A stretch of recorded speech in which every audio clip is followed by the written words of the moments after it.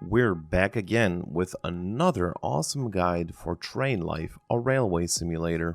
My name is Mike, and I'm the community manager for Simteract, the developer for Train Life. In my last guide, I talked about some of the absolute basics when it comes to becoming a master of the tracks in Train Life, so if you haven't seen that video, click on the link that's in the top right corner of your screen right now and come back to this one once you're done.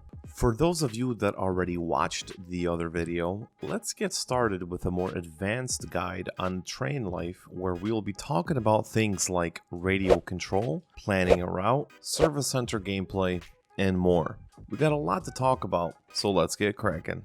First up on the list, we're going to be talking about using the radio communication system and what it's used for. On PC, you can open radio communication by pressing A on your keyboard. After that, use the corresponding numbers on your keyboard to make your selection. You can make selections ranging from gaining access to an upcoming station so you don't get fined, selecting your first pickup, making manual and automatic drop-offs, and choosing how many wagons you would like to pick up. When you decide to take on your first job, make sure you call into the station that you're going to and request access to avoid those pesky fines.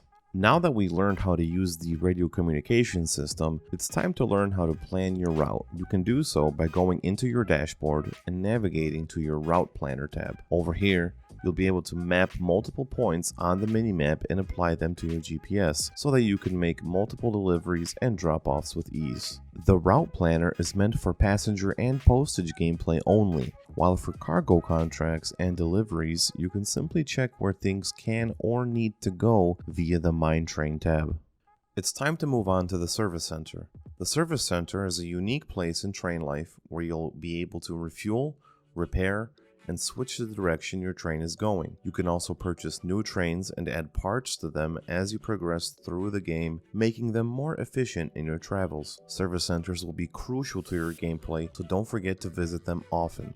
I wanted to also mention a few things about automatic and manual pickup and delivery. When you make an automatic pickup for, let's say, some iron, you select the automatic option via the radio controls panel when you reach your destination. After that, you go to the highlighted tracks at the station, click U on your keyboard, and the wagons will be added. If you choose manual delivery, the wagons will be there for you to couple by backing your train into them to initiate coupling. Lastly, it's time to talk about what some of the differences are between contracts and deliveries. Contracts are specific requests between two cargo stations. You will be required to take a certain number of wagons to a predetermined destination and within a certain time frame. Being faster than that time will result in a bonus multiplier for your reward, while being slower will result in a penalty multiplier. Deliveries are non-timed and free transportation options, allowing you to take any number of wagons from a station to any other station that accepts that good. Rewards are still calculated exponentially based on distance, but are not the subject to the timed aspects of contracts. Passengers and postage are considered deliveries. While passengers and postage have explicit destination desires and time requirements, like that of contracts, but because the player can freely set up their route, we find it more respectful to think of people and postage as deliveries rather than contracts.